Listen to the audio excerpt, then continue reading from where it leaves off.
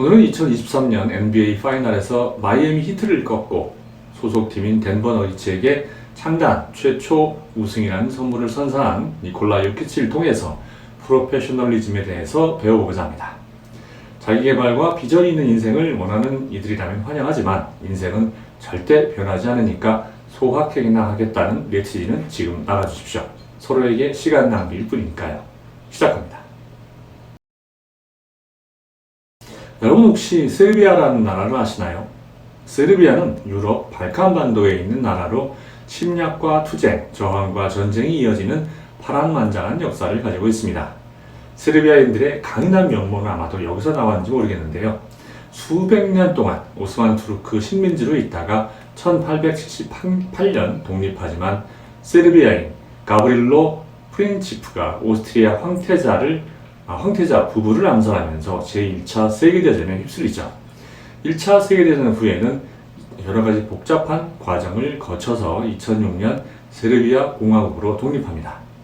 세르비아인으로서 가장 유명한 인물은 아마도 발칸의 도살자 슬로보단 밀로셰비치일 겁니다. 세르비아 민족주의를 앞세워서 내전을 벌인 끝에 전범 재판을 받고 사망한 인물로 세르비아인들에게는 영원히 숨기고 싶은 흑역사의 주인공이죠.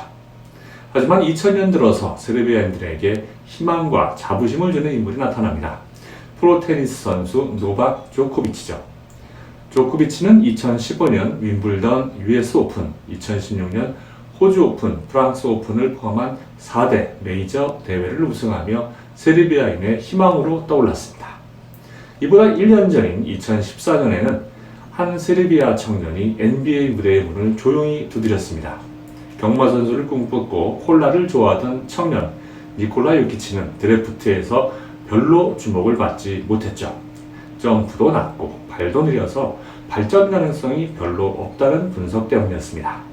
요키치는 결국 2라운드 41순위로 덴버 너기츠의 지명을 받아서 NBA 무대를 밟습니다. 세르비아 청년인 이 청년이 8년 후 소속팀의 창단 첫 우승을 선물하고 파이널 MVP로 선정될 거라는 사실을 그때 예상하는 아무도 없었습니다. 요키치는 프로는 입이 아니라 성과와 행동으로 가치를 증명해야 한다는 사실을 명확하게 보여줍니다. 소위 전문가들과 NBA 스카우터들의 입을 우승이라는 성과로 막아버린 거죠. 3점이 공격의 핵심으로 떠오르면서 NBA 팀들은 슛 좋은 가드와 포워드 위주로 팀을 구성하고 있습니다. 하킴 올라주원이나 샤킬 오닐 같은 센터는 이제 리그에서 보기도 힘들고 살아남기도 힘들다는 게 중론입니다. 하지만 요키치는 센터가 팀의 중심이어도 충분히 우승할 수 있다는 사실을 증명했습니다. 그런데 사실 이 주장은 요키치니까 통하는 거지 일반 센터는 어림도 없습니다. 팀에서 센터에게 농구 경기에서 기대하는 역할은 크게 두 가지인데요.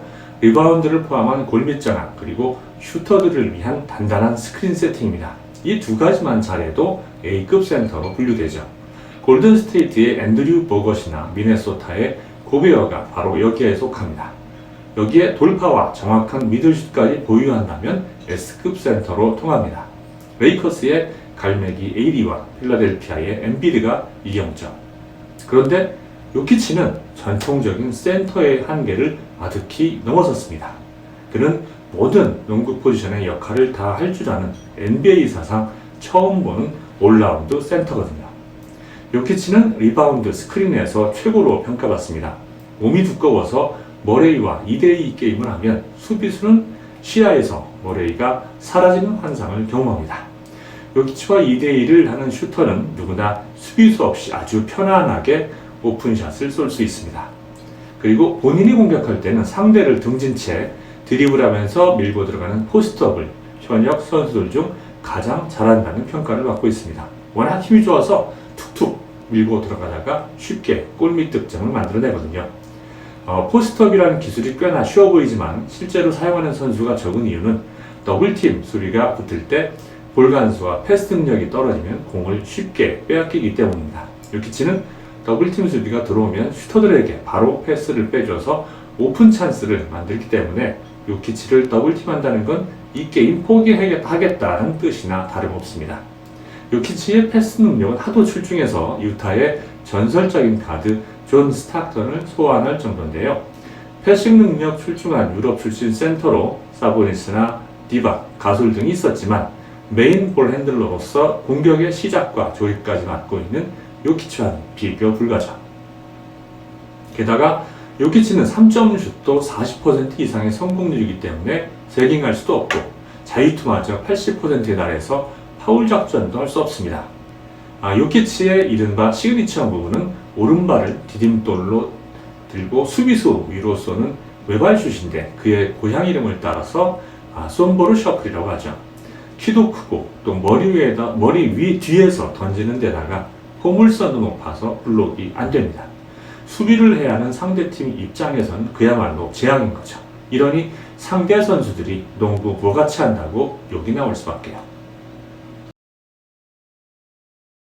2라운드 41픽 선수가 MVP를 수상했다는 사실만으로도 대단한데 배울 건 또 있습니다.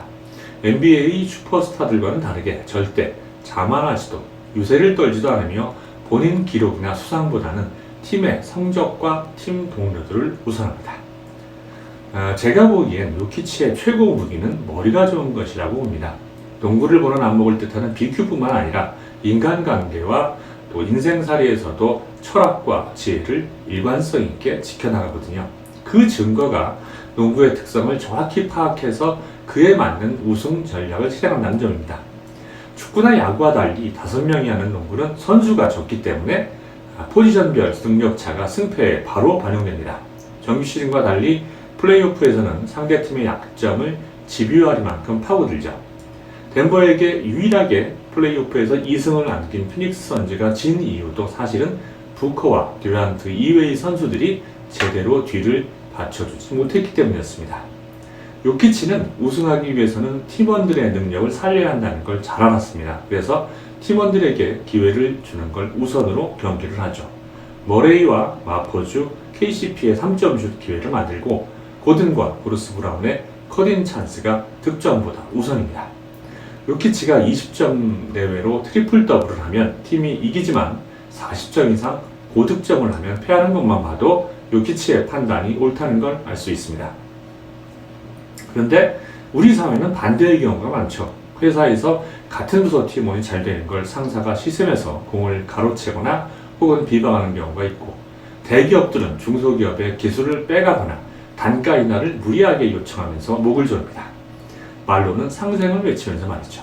견디다 못한 하청업체들이 더러워서 못 해먹겠다고 사업을 포기해서 부품 대란을 야기한 국내 자동차 대기업도 있죠. 이 정도면 요키치에게 한 수 배워야 하는 거 아닙니까?